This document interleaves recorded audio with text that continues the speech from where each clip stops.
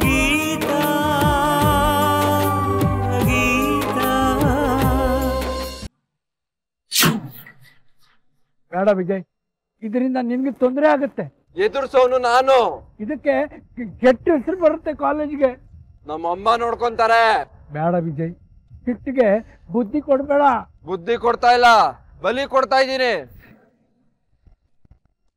ಈಗ ಯಾರಾದ್ರೂ ನನ್ ತಡಿಯಕ್ ಬಂದ್ರೆ ಆಗದ ಅವ್ರ ಸಾವು. ದೂರ ನಿಂತ್ಕೊಳ್ಳಿ.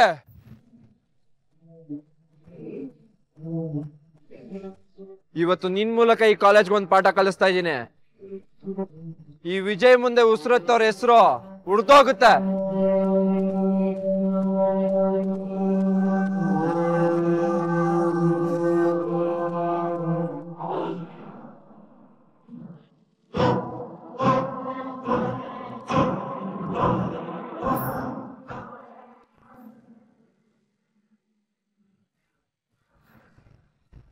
ಈ ಕೂಗೆ ನಿಮ್ ಭಗವಂತನ ಬಿಡುವು ಮಾಡ್ಕೊಂಡ್ ಬಂದು ನೀನು ಹೊತ್ತಿ ಉರಿತಾ ಇರೋದನ್ನ ಮಂಗಳಾರತಿ ತಗೊಂಡೋಗ್ಲಿ.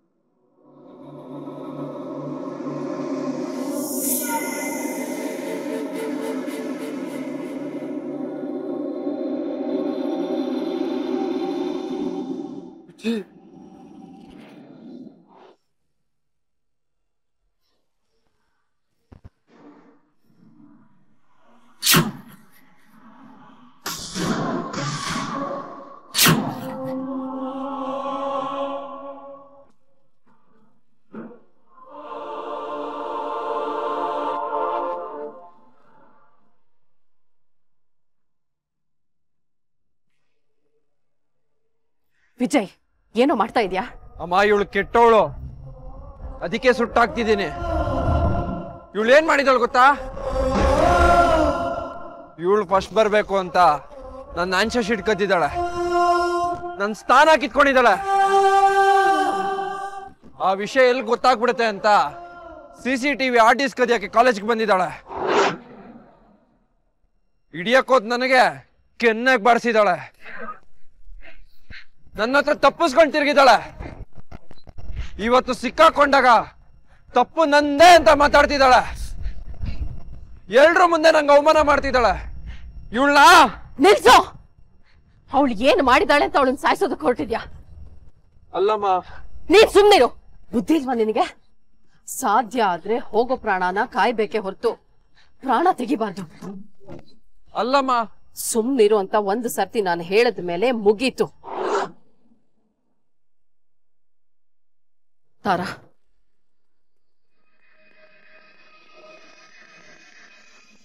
ಮೇಡಮ್, ನಾನ್ ಮಾಡ್ತೀನಿ. ಮೊದ್ಲು ಇವಳು ಮೈ ವರ್ಷಮ್ಮ. ಆಂಟಿ, ಅದು ನಿಮ್ಮ ಮಗ ತಪ್ಪು ಮಾಡಿದಾನೆ. ಕೂತು ಮಾತಾಡಿದ್ರೆ ಎಲ್ಲ ಬಗೆ ಹರಿಯೋ ಈಗಿನ ಕಾಲದಲ್ಲಿ ಸಾಯಿಸ್ತೀನಿ ಅಂತ ಹೊರಟಿರೋದು ದೊಡ್ಡ ತಪ್ಪು.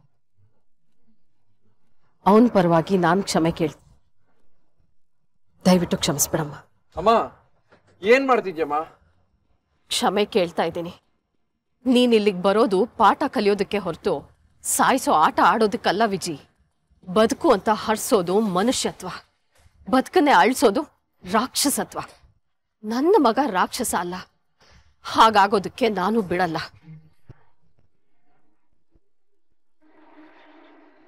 ನೋಡಮ್ಮ, ನಾನು ವಿಜಯನ ತುಂಬಾ ಮುದ್ದಾಗಿ ಬೆಳೆಸ್ಬಿಟ್ಟೆ. ಅದ್ರ ಪರಿಣಾಮನ ನಾನು ಇವತ್ತು ನೋಡ್ತಾ ಇದ್ದೀನಿ.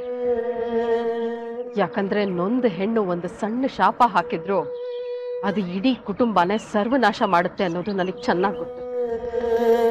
ಇನ್ನೊಂದ್ಸರ್ತಿ ಹೀಗಾಗಲ್ಲ. ಇದಕ್ಕೆ ನಿನ್ನ ಕ್ಷಮೆ ಇರ್ಲಿ. ಅಮ್ಮ, ಹೋಗಿ ಹೋಗಿ ನೀನ್ ಇವಳ ಹತ್ರ ಕ್ಷಮೆ ಕೇಳ್ತಿದ್ಯಲ್ಲಮ್ಮ.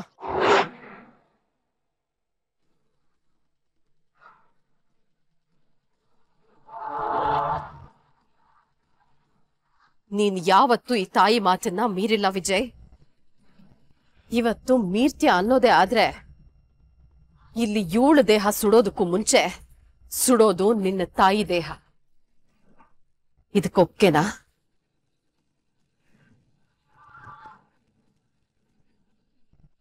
ನೋಡಿ, ನಿಮ್ ಎಲ್ರನ್ನು ಕೈ ಮುಗಿದ್ ಕೇಳ್ಕೊತಾ ಇದ್ದೀನಿ. ಇವತ್ತಿಲ್ಲಿ ಏನೇ ನಡೆದಿದ್ರು ಇದನ್ನ ಇಲ್ಲಿಗೆ ಮರ್ತು ಬಿಡಿ. ಎಲ್ಲ ನಿಮ್ ಕ್ಲಾಸ್ಗೆ ಹೋಗಿ. ಇದು ನಮ್ ಯಜಮಾನ್ರು ಕಟ್ಟಿರೋ ಕಾಲೇಜು. ಇಲ್ಲಿ ಬೆಳಗೋ ದೀಪ ಉರಿಬೇಕೆ ಹೊರತು ಸುಡೋ ಬೆಂಕಿ ಅಲ್ಲ. ನಡಿ ವಿಜಿ.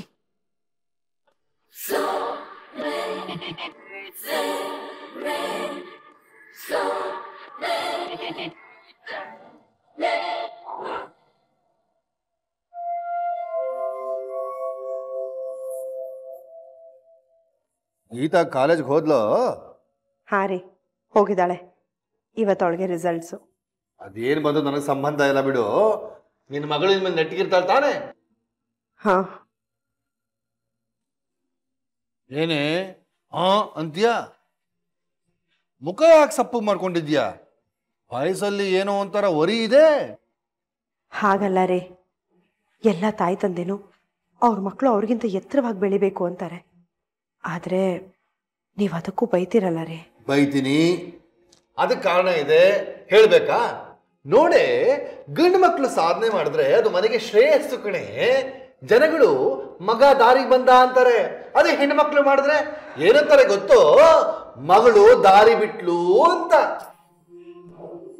ಹೆಣ್ಣು ಮಕ್ಕಳಿಗೆ ನಾವು ಕಲಿಸಬೇಕಾಗಿರೋದು ಸ್ವಾಭಿಮಾನ ಅಲ್ಲ ಕಣೆ, ಸಂಸ್ಕಾರ. ಹೇಗೆ ತಗ್ಗಿ ಬಗ್ಗಿ ನಡಿಬೇಕು ಅಂತ. ಗಂಡಸರು ಎದುರಿಗೆ ಬಂದಾಗ ಹೇಗೆ ತಲೆ ಬಗ್ಗಿಸಿ ನಡಿಬೇಕು ಅಂತ. ಯಾರ ನೆರಳು ಬೀಳದೇ ಇರೋ ಹಾಗೆ ಮನೇಲಿ ಹೇಗೆ ಜೀವನ ನಡೆಸಬೇಕು ಅನ್ನೋದನ್ನ, ಅದು ಅಕಸ್ಮಾತ್ ತಪ್ಪು ಬೇರೆಯವ್ರದೇ ಆದ್ರೂ ನಂದೇ ಅನ್ಕೊಂಡು ಜಾಗ ಖಾಲಿ ಮಾಡಬೇಕು. ಇಷ್ಟಕ್ಕೂ ಸಮಸ್ಯೆ ಅನ್ನೋ ಬೆಂಕಿ ಹತ್ರ ಹೋದ್ರೆ ತಾನೇ ಮೈ ಸುಡೋದು. ಸುಮ್ಮನೆ ಎದ್ದು ಬಿಟ್ರೆ ಏನು ಆಗೋದೇ ಇಲ್ವಲ್ಲ. ಸುಶೀಲಾ, ಒಂದು ಹೇಳ್ತೀನಿ ತಿಳ್ಕೊ. ಹೆಣ್ಣನ್ನ ಸಹಜವಾಗಿ ದೇವರು ಅಡುಗೆ ಮನೆಗೆ ಅಂತ ಸೃಷ್ಟಿ ಮಾಡಿದಾನೆ. ಅದು ಬಿಟ್ಟು ಬೀದಿಲೇ ಇರ್ತೀನಿ ಅಂದ್ರೆ ಕಣ್ಣಿಗೆ ಧೂಳು, ಜೀವನ ಹಾಳು. ನಮ್ಮ ಗೀತಾ ಒಳ್ಳೆ ಕೆಲಸನೇ ಮಾಡಿದಾಳೆ ರೀ. ಅವಳನ್ನ ಎಲ್ಲರೂ ಹೊಗಳ್ತಾ ಇದ್ದಾಳೆ. ಆದರೆ ಅದು ನಿಮಗೂ ಮರ್ಯಾದೆ ಕೊಡೋ ಕೆಲಸನೇ ಅಲ್ವಾ? ಏನು ಮರ್ಯಾದಿದೆ? ಎಲ್ಲರೂ ಹೊಗಳ್ತಾ ಇದ್ದಾರೆ, ಸೂಪರ್ ಅಂತಿದ್ದಾರೆ. ಆದ್ರಿಂದ ಅವಳಿಗೆ ಮರ್ಯಾದೆ ಬರ್ತಾ ಇದೆ, ನನಗೇನೇ ಬರ್ತಾ ಇದೆ? ಏ ಸುಶೀಲಾ, ಎಲ್ರೂ ಅಂಥ ಮಗಳು ಹುಟ್ಟೋದಕ್ಕೆ ಪುಣ್ಯ ಮಾಡಿದೆ ಅಂತಾರಲ್ಲ. ನಾನು ಮನಸ್ಸು ಮಾಡೋದಕ್ಕೆ ತಾನೇ ಅವಳು ಹುಟ್ಟಿದ್ದು ಅಂದಮೇಲೆ ಅವಳು ನನ್ನ ಮಗಳಾಗಿ ಹುಟ್ಟೋದಕ್ಕೆ ಪುಣ್ಯ ಮಾಡಿದ್ಲು ತಾನೇ. ಹೆಣ್ಣು ಮಕ್ಕಳು ಸಾಧನೆ ಮಾಡೋ ಫಲ ನಮ್ಗೆಲ್ಲೇ ದಕ್ಕುತ್ತೆ. ನಾಳೆ ಮದುವೆ ಆಗಿ ಹೋಗೋರ್ ಮನೆ ತಲುಪುತ್ತೆ. ಹಾ, ಮರ ನಮ್ದು, ಫಲ ಅವ್ರದು. ಅದೇ ಮಗ ಆದ್ರೆ ಮರನೂ ನಮ್ದೆ, ಫಲನೂ ನಮ್ದೆ. ಇದೇ ನಿಜವಾದ ಸತ್ಯ. ಆ ಯೋಗ ನನ್ಗಿಲ್ಲ ಕಣೆ, ಅದು ನಿಜವಾದ ಕರ್ಮ. ಹಾಳಾಗೋಗ್ಲಿ, ಇದೊಂದು ವರ್ಷ ಇವಳು ನೆಟ್ಕಿದ್ರೆ ಸಾಕು. ಟೀ ಬೇರೆ ತಣ್ಣಗಾಗೋಯ್ತು. ಇವಳಿಂದ ಮನೆ ಹತ್ರಕ್ಕೆ ಯಾವುದೇ ಸಮಸ್ಯೆ ಬರದೇ ಇದ್ರೆ ಸಾಕು. ಬಂದ್ರೆ ಗೊತ್ತಲ್ಲ ಈ BP ಶ್ರೀನಿವಾಸನ ಅವತಾರ.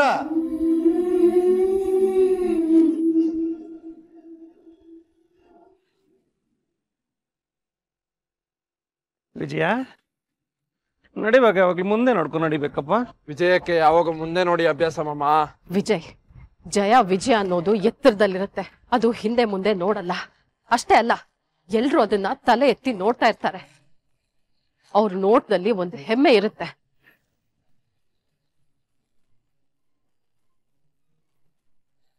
ಏನ್ ಮಾಡ್ತಾ ಇದೀಯ ವಿಜಯ್? ಇವತ್ತು ಎಲ್ರ ಕಣ್ಣು ನಿನ್ನ ಮೇಲಿತ್ತು, ಆದ್ರೆ ಅವ್ರ ಮುಖದಲ್ಲಿ ಭಯ ಇತ್ತು, ಆತಂಕ ಇತ್ತು. You know what it means? ಇವೆರಡು ಇದ್ದಲ್ಲಿ ನಾವು ಕೆಳಗ್ ಬಿದ್ದಿದೀವಿ ಅಂತ ಅರ್ಥ. ಅಮ್ಮ, ಯಾಕೋ ಗೊತ್ತಿಲ್ಲ, ಮೊದಲನೇ ಸತಿ ನಿನ್ ಮುಗ್ದಲ್ಲಿ ನಾನು ಭಯ ನೋಡ್ತಾ ಇದ್ದೀನಿ. ಸಮಾಜದಲ್ಲಿ ಹೋಗೋ ಮರ್ಯಾದೆನ ಕಾಲೇಜಲ್ಲಿ ತಡೆದಿದ್ದೀನಿ. ಅದಕ್ಕೆ ಆ ಗೀತನ ಕಾಪಾಡೋ ಅಗತ್ಯ ಐತಾ ಅಮ್ಮ? ನಾನು ಅವಳನ್ನ ಕಾಪಾಡ್ಲಿಲ್ಲ ವಿಜಯ್. ನಾನು ನನ್ನ ಮಗನ್ನ ಕಾಪಾಡ್ಕೊಂಡಿದ್ದೀನಿ. ಕರೆಕ್ಟ್. ಅಮ್ಮ ನೀನು ಹೊರಡು, ನಾನು ಆಮೇಲೆ ಬರ್ತೀನಿ. ಅದನ್ನೇ ನಾನು ಬೇಡ ಅಂತಿರೋದು. ಯಾಕಮ್ಮ ಬೇಡ ಅಂತಿದ್ಯಾ? ನನ್ನ ಜೀವನದಲ್ಲಿ ಮೊದಲನೇ ಸತಿ ನನ್ನ ವಿರುದ್ಧ ನಡ್ಕೊಂಡ್ಬಿಟ್ಟಲ್ಲಮ್ಮ ನೀನು. ಅಷ್ಟೇ ಅಲ್ಲ, ನಿನ್ನ ಜೀವನದಲ್ಲಿ ಮೊದಲನೇ ಸತಿ ಎಲ್ಲರ ಮುಂದೆ ಸಾರಿ ಕೇಳೋದನ್ನ ಕೇಳ್ಬಿಟ್ಟಮ್ಮ. ದಡ್ಡ, ಅಲ್ಲಿ ನಿಂತಿರೋ ಗುಂಪನ್ನು ಒಂದ್ಸರ್ತಿ ನೋಡು. ಒಂದಷ್ಟು ಜನ ಆ ಗುಂಪಲ್ಲಿ ಮೊಬೈಲ್ ಹಿಡ್ಕೊಂಡು ವಿಡಿಯೋ ಮಾಡ್ತಿದ್ದಾರೆ. ಆ ವಿಡಿಯೋ ಏನಾದ್ರೂ ಸೋಷಿಯಲ್ ಮೀಡಿಯಾ ತಲುಪ್ತು ಅಂದ್ರೆ ನಾಳೆ ದೊಡ್ಡ ನ್ಯೂಸ್ ಆಗುತ್ತೆ.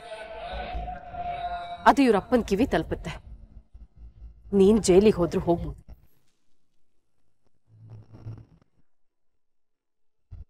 ಮಗ ಇಂಥ ತಪ್ಪು ಮಾಡಿದಾನ ಅಂತ ನಿಮ್ಮಪ್ಪ ಮೀಡಿಯಾ ಮುಂದೆ ತಪ್ಪು ಯಾರೇ ಮಾಡಿದ್ರು ಸರಿ, ಅವರಿಗೆ ಸರಿಯಾದ ಶಿಕ್ಷೆ ಆಗ್ಬೇಕು ಅಂತ ಒಂದೇ ಒಂದು ಸ್ಟೇಟ್ಮೆಂಟ್ ಕೊಟ್ರೆ ಸಾಕು.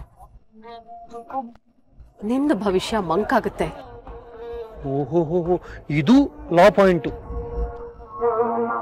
ಆಗ ಯಾರು ನಿನ್ನನ್ನು ಕಾಪಾಡೋದಕ್ಕಾಗೋದಿಲ್ಲ ಕಂದ. ನಾನು ಸುಡೋದನ್ನ ತಡೆದೆ ಅಂತ ನೀನ್ ಅಂದ್ಕೊಂಡಿರ್ಬಹುದು. ಎಸ್, ನಿನ್ನ ಭವಿಷ್ಯ ಸುಡೋದನ್ನ ತಡೆದೆ. ಒಬ್ಳು ತಾಯಿಯಾಗಿ ನಿನ್ನನ್ನ ಕಾಪಾಡ್ಕೊಂಡಿದ್ದೀನಿ. That's all I know. ಹಾಗಾದ್ರೆ ಅವಳು ಮಾಡಿದ ತಪ್ಪಿಗೆ ಯಾವ ಶಿಕ್ಷೆನೂ ಇಲ್ವಾ? ಶಿಕ್ಷೆ ಸಾವಲ್ಲಿರಲ್ಲ, ಸೋಲಲ್ಲಿರುತ್ತೆ ವಿಜಿ. ಸೋಲು ಕೊಡೋ ನೋವು ಸಾವು ಕೂಡ ಕೊಡಲ್ಲ. ಅಂದ್ರೆ ಹೋಗ್ತಾ ಹೋಗ್ತಾ ನಿಂಗೆ ಅರ್ಥ ಆಗುತ್ತೆ ವಿಜಿ. ನನ್ನ ತಂಗಿ ಮುಂದೆ ಏನೋ ಒಂದು ಕ್ಯಾಲ್ಕುಲೇಷನ್ ಇರುತ್ತೆ. ನಿನಗೆ ನೋವು ಕೊಟ್ಟವಳ ಹಂಗೆ ಬಿಡಕ್ಕಾಗತ್ತಾ? ಅವಳಿಗೆ ಏನಾರು ಒಂದು ಸನ್ಮಾನ ಮಾಡ್ಬೇಕಲ್ವೇ? ನಡಿ ನಡಿ ನಡಿ ನಡಿ ತಂಗಿ ನಡಿ.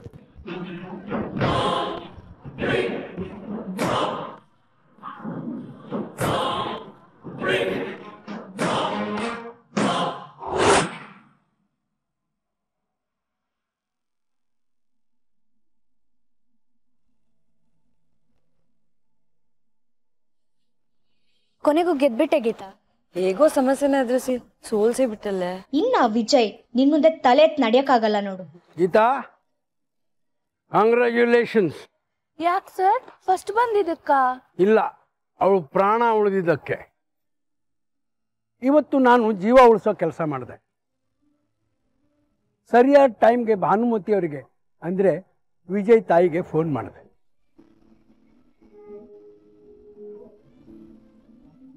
ಸರಿಯಾದ ಟೈಮ್ಗೆ ಅವ್ರು ಬಂದು ನಿನ್ನನ್ನು ಕಾಪಾಡ್ತಾ ಇರಲಿಲ್ಲ ಅಂದರೆ ನೀನು ಬೂದಿ ಆಗ್ತಿದ್ದಮ್ಮ, ಗೊತ್ತಾ? ಇನ್ಮೇಲೆ ಇಂಥದ್ದೆಲ್ಲ ಇಟ್ಕೋಬೇಡಮ್ಮ. ಪ್ರತಿದಿನ ನಮ್ಮದು ಆಗಿರಲ್ಲ. Every day is not a Sunday. ಆ ವಿಜಯ್ ಎಂಥವನಂತ ಗೊತ್ತಿಲ್ಲಮ್ಮ. ಆಗಿರೋ ಅವಮಾನನ ಆಯುಸ್ ಮುಗಿಯೋ ತನಕ ಹೊತ್ಕೊಂಡು ತಿರ್ಗೋನು. ಏನೋ ಅವನಮ್ಮ ಅಡ್ಡ ನಿಂತಿದ್ದಕ್ಕೆ ಸುಮ್ಮನೆ ಆಗಿದ್ದಾನೆ. ಗೆಲುವು ಸಿಕ್ತು ಅಂತ ಮತ್ತೆ ಮತ್ತೆ ಅವನ್ನ ಕೆಣಕಕ್ಕೆ ಹೋಗ್ಬೇಡ. ದುಷ್ಟರನ್ ಕಂಡ್ರೆ ದೂರ ಇರಬೇಕು ಅನ್ನೋ ಗಾದೆ ಮಾತಿದೆಯಲ್ಲಮ್ಮ, ಅದು ಇವತ್ತಿನ ಕಾಲಕ್ಕೂ ಸಲ್ಲುತ್ತೆ. ಈ ಒಂದು ವರ್ಷ ತಲೆ ತೆಗೆಸ್ಕೊಂಡು ಬಾ, ತಲೆ ತೆಗೆಸ್ಕೊಂಡು ಹೋಗು. ನಿನ್ನ ಭವಿಷ್ಯ ಚೆನ್ನಾಗಿರುತ್ತೆ. ಬನ್ರಿ.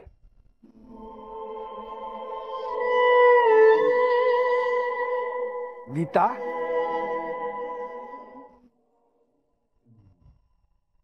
ಒಂದು ಮಾತು ನಾನು ನಿನಗೆ ಹೇಳಲೇಬೇಕಮ್ಮ. ಒಂದು ಸರ್ತಿನಾದರೂ ಆ ವಿಜಯ್ ಅನ್ನೋ ದುರಂಕಾರಿ ವಿರುದ್ಧ ಸೆಡ್ ಹೊಡೆದು ನಿಂತ ಸಂತೋಷ ನನಗಿದೆ. ಆಮೇಲೆ ನಾನು ಇಷ್ಟೆಲ್ಲ ಹೇಳಿದ್ದು between me and you. Good luck ಮಗಳೇ, ಆಲ್ ದಿ ಬೆಸ್ಟ್.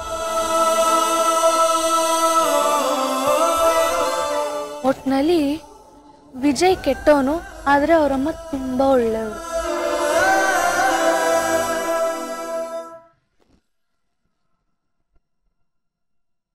ತಂಗಿ, ವಾಟ್ ಈಸ್ ದಿಸ್ ಯಾ? ಮಗ ಕಾಲೇಜಲ್ಲಿ ಈ ಥರ ಮಾಡಿದ್ನಲ್ಲ ಅನ್ನೋ ಬೇಜಾರ, ಅಥವಾ ಅಷ್ಟೂ ಜನರ ಮಧ್ಯೆ ನನ್ನ ಮಗನಿಗೆ ಹೆಲ್ಪ್ ಮಾಡೋಕ್ಕಾಗಿಲ್ವಲ್ಲ ಅನ್ನೋ ಚಿಂತೆನ, ಅಥವಾ ಯಾವಾಗಲೂ ಫಸ್ಟ್ ಬರ್ತಿದ್ದ ನನ್ನ ಮಗ ಈ ಸಾರಿ ಬರ್ಲಿಲ್ವಲ್ಲ ಅನ್ನೋ ನೋವಾ? ನಾನು ವಿಜಯ್ ಬಗ್ಗೆ ಯೋಚನೆ ಮಾಡ್ತಾ ಇಲ್ಲ. ಮತ್ತೆ ಅವನು ಎದುರುಗಡೆ ನಿಂತಿದ್ಲಲ್ಲ ಆ ಹುಡುಗಿ ಬಗ್ಗೆ ಯೋಚನೆ ಮಾಡ್ತಾ ಇದ್ದೀನಿ. ಓಹೋ, ಗೀತಾ. ಈ ಸಾರಿ ಕಾಲೇಜಿಗೆ ಫಸ್ಟ್ ಬಂದಿರೋಳು ಅಲ್ವಾ? ತಂಗಿ ಬಾ, ತಲೆ ಕೆಡಿಸ್ಕೋಬೇಡ. ಅದಕ್ಕೆ ಏನೋ ಒಂದು ವ್ಯವಸ್ಥೆ ಮಾಡು. ಅಣ್ಣ, ಕಾಲೇಜಲ್ಲಿ ವಿಜಯ್ ಹೇಳಿದ ಮಾತುಗಳನ್ನ ಕರೆಕ್ಟಾಗಿ ಕೇಳಿಸ್ಕೊಂಡ್ಯಾ? ಆ ಹುಡುಗಿ ಒಂದು ಪೇಪರ್ನ ಕದ್ದಿದ್ದಾಳೆ. ಕಳ್ಳಿ ಬಿಡಬಾರ್ದು ಸಂಗ್ಯವ, ಕರೆಕ್ಟಾಗಿ ಶಿಕ್ಷೆ ವಿಧಿಸ್ಬೇಕು ಇದಕ್ಕೆ. ವಿಷಯ ಅದಲ್ಲ ಅಣ್ಣ. ವಿಜಯ್ ಜೀವನದಲ್ಲಿ ಇದುವರೆಗೂ ಯಾವುದೇ ಹುಡುಗಿನೂ ಯಾವುದೇ ರೀತಿಲೂ ಎಂಟ್ರಿ ಕೊಟ್ಟಿಲ್ಲ. ಅಲ್ಲ ಕರೆಕ್ಟ್ ಅದು. ವಾಟ್ ಎ ಕೋಇನ್ಸಿಡೆನ್ಸ್ ಸಂಗ್ಯವ. ಗುರೂಜಿ ಹೇಳ್ದಂಗೆ ನಿನ್ನ ಲೈಫಲ್ಲೂ ಯಾವುದೋ ಒಂದು ಹೆಣ್ಣು ಬೇಲಿ ದಾಟ್ಕೊಂಡು ಬರ್ತಾ ಇದ್ದಾಳೆ. ಇಲ್ಲಿ ವಿಜಯನ ಲೈಫಲ್ಲೂ ಯಾವುದೋ ಒಂದು ಹೆಣ್ಣು ಬಂದು ಆನ್ಸರ್ ಶೀಟ್ ಕದ್ಕೊಂಡು ಹೋಗ್ತಾಳೆ. Matching matching. ಅವಳೇ ಇವಳು ಯಾಕಾಗಿರ್ಬಾರ್ದು?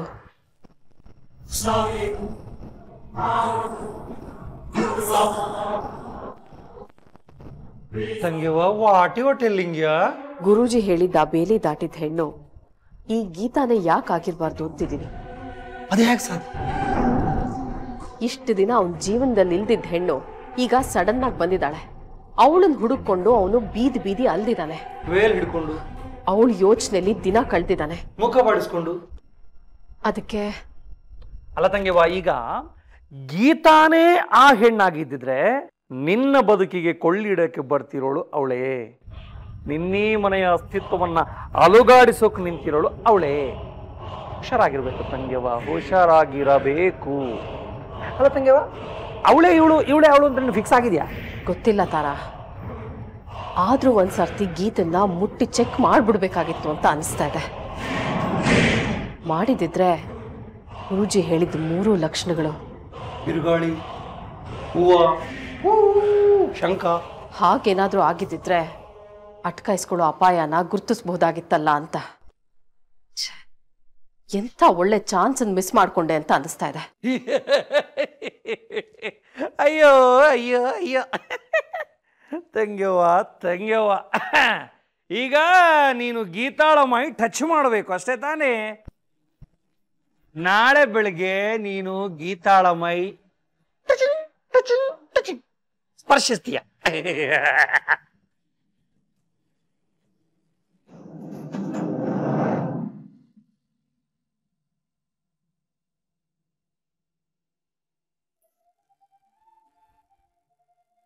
ರೀ ಒಳಗಡೆ ನಲ್ಲಿ ಕೆಟ್ಟೋಗಿದೆ. ಪಾಪ ಮಗು ನೋಡಿ ಎಷ್ಟು ಕಷ್ಟ ಪಡ್ತಾ ಇದೆ. ರಿಪೇರಿ ಮಾಡಿಸ್ರಿ. ಪಡ್ಲಿ ಬಿಡೆ, ಹೆಣ್ಮಕ್ಳು ಕಷ್ಟ ಪಡಬೇಕು. ಕಷ್ಟ ಪಟ್ರೇನೆ ಅವ್ರಿಗೆ ತವ್ರ ಮನೆ ನೆನಪಿರೋದು. ಒಂಟಿ ಸೀನು, ಇನ್ನೊಂದು ಸೀನೆ. ಒಂಟಿ ಸೀನು ಒಳ್ಳೇದಲ್ಲ. ಮೊದ್ಲೇ ಈ ಮನೇಲಿ ಜಂಟಿ ಕಾಟ, ಅದ್ರ ಮೇಲೆ ನೀನು ಒಂಟಿ ಸೀನೆ. ಇನ್ನೊಂದು ಸೀನು, ನೀನ್ ಬಿಂದಿಗೆ ತಗೊಂಡು ಒಳಗಡೆ ಹೋಗೆ. ಮೊದ್ಲು ರಿಪೇರಿ ಆಗ್ಬೇಕಾಗಿರೋದು ನಲ್ಲಿ ಅಲ್ಲ, ನಿನ್ನ ಮೂಗು. ಸೀನೆ, ಇನ್ನೊಂದು ಸೀನು.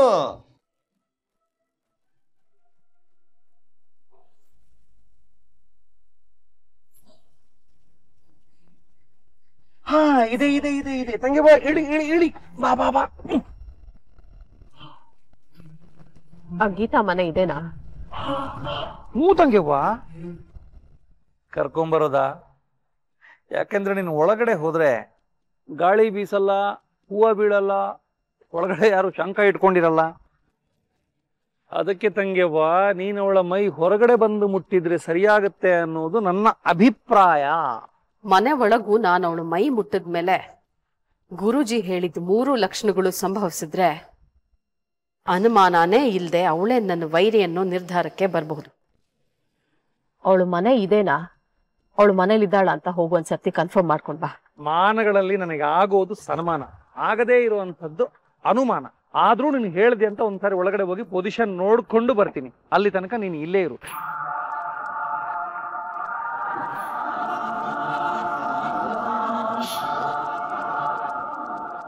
ನೀನೇ?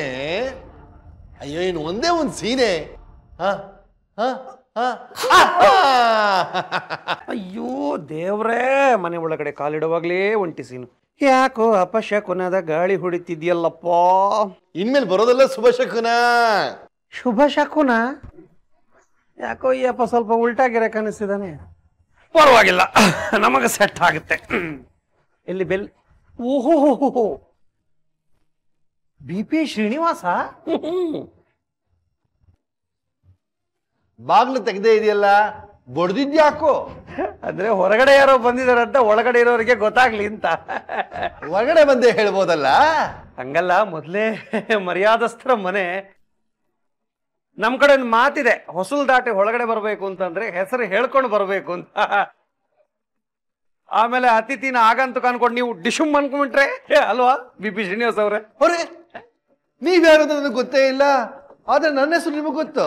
ಯಾರು ಗೊತ್ತಿಲ್ದೆ ಮನೆ ಮುಂದೆ ಇಷ್ಟು ದೊಡ್ಡ ಬೋರ್ಡ್ ಹಾಕಿದ್ದೀರಾ, ಯಾವನು ಗೊತ್ತಾಗಲ್ಲ. ಹಾಗೆ ನಾನು ಒಳಗಡೆ ಬರಬಹುದೇ? ಬನ್ನಿ ಬನ್ನಿ ಬನ್ನಿ ಬನ್ನಿ ಬನ್ನಿ. Thank you thank you. ನೋಡಿ ಬಿ.ಪಿ. ಶ್ರೀನಿವಾಸ್ ಅವರೇ, ಹೆಸರು ನಾನು ಬೋರ್ಡ್ ನೋಡ್ಕೊಂಡು ಬಂದಿರ್ಬೋದು, ಆದ್ರೆ ನಿಮ್ಮ ಗುಣ, ನಿಮ್ಮ ನಡತೆ, ನಿಮ್ಮ ಚರಿತ್ರೆ, ನಿಮ್ಮ ಇತಿಹಾಸ ಇದನ್ನೆಲ್ಲ ತಿಳ್ಕೊಂಡೇ ಇಲ್ಲಿಗೆ ಬಂದಿರೋದು. ಹೌ ಅನ್ನೋದು ನನ್ನ ಪ್ರಶ್ನೆ, ಅದಕ್ಕೆ ಉತ್ತರ ನೋವು ಅನ್ನೋದು ನನ್ನ ಸಮಾಧಾನ. ಆ ಮುಖ ನೋಡಿ ಮೇಡಮ್, ಏನು ರಾಜ ಕಳೆ, ಶ್ರೀಮದ್ ಗಾಂಭೀರ್ಯ. ನೀವೇನಾದ್ರೂ 14-15ನೇ ಶತಮಾನದವರಾಗಿದ್ದಿದ್ರೆ ಕೃಷ್ಣದೇವರಾಯನ ಆಸ್ಥಾನದಲ್ಲಿ ಒಳ್ಳೆ ಪೋಸ್ಟ್ ಅಲ್ಲಿ ಇದ್ದಿದ್ರಿ. ಬಾಳ ಹೊಗಳಬೇಡಿ, ಹೊಗಳಿಕೆ ಹೊನ್ನಶೂಲ ಅಂತಾರೆ. ಕೂತ್ಕೊಳ್ಳಿ. ಪರವಾಗಿಲ್ಲ, ನಮ್ಗೆ ನಿಲ್ಲೋದೇ ಒಂಥರ ಸುಖ. ತಮ್ಮ ನಾಮಧೇಯ ಹೆಸರು ಸಿತಾರ ಅಂತ. ಸಿ ಅನ್ನೋದು ಇನಿಷಿಯಲ್. ನಿಮ್ಮ ಇನಿಷಿಯಲ್ ಅಲ್ಲೇ ಗೊತ್ತಾಗತ್ತೆ ನಿಮ್ದು ಇನ್ನೆಂಥ ವ್ಯಕ್ತಿತ್ವ ಅಂತ. ಗಂಧದ ಮರ ಎಲ್ಲಿದೆ ಅಂತ ಅಡ್ರೆಸ್ ಕೇಳ್ಕೊಂಡು ಹೋಗಕ್ಕಾಗತ್ತೆ? ಅಯ್ಯೋಯ್ಯೋ, ಏ ಸುಶೀಲಾ, ಬಂದ ಅತಿಥಿಗಳಿಗೆ ಒಂದು ಲೋಟ ಕಾಫಿ ತಗೊಂಡ್ಕೊಡೆ. ಒಂದಲ್ಲ 2 ಲೋಟ ಇರ್ಲಿ. ಅದನ್ನ ನನ್ನ ತಂಗಮ್ಮ ತಂಗಮ್ಮ ಇಸ್ ರೆಡಿ ಅಂದಂಗೆ ಇನ್ನೊಂದು ಕಾಫಿ ನಿಮ್ಗಲ್ಲ, ನನ್ನ ತಂಗಮ್ಮನ್ಗೆ.